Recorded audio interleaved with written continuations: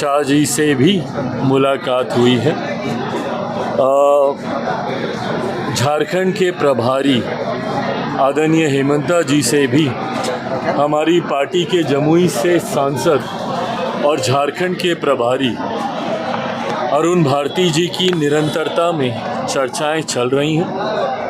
बहुत ज़्यादा सीटों की मांग हमारे दल की नहीं है।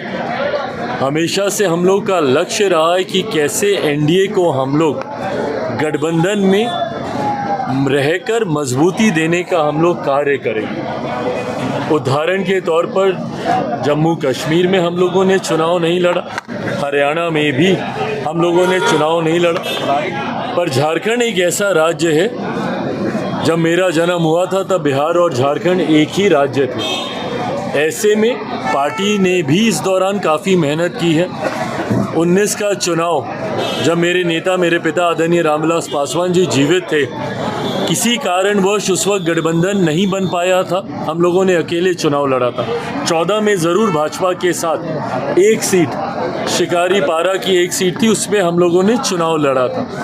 ऐसे में चाहते हैं कि 2014 में जैसी परिस्थितियां थी उसी तरीके से गठबंधन के तहत अगर कोई संभावना बनती है, जो उम्मीद है मुझे बनेगी, सकारात्मक चर्चाएं चल रही हैं, ऐसा होता है तो हम लोग गठबंधन के तहत ही चुनाव लड़ेंगे। बहरहाल परिस्थिति स्पष्ट होने में कुछ समय और लगेगा।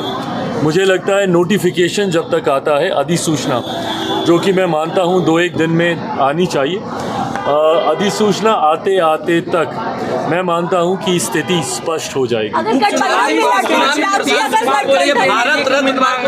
उपचुनाव में प्रशांत किशोर बोले कि एनडीए के उम्मीदवार को हरा देंगे। अच्छी बात है, वो अगर चुनावी रण क्षेत्र में उतर रहे हैं तो किसी ना किसी लक्ष्य के साथ ही उतर रहे होंगे, या तो महागठबंधन को हराने के लिए या एनडीए को हराने के लिए।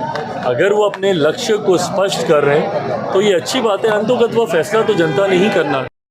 ये बातचीत चल रही है, मैं गठबंधन की मर्यादा को तोड़ूंगा अगर उस बातचीत का हिस्सा मैं सार्वजनिक पहले कर दूं और उस पर अंतिम मुहर बाद में लगे।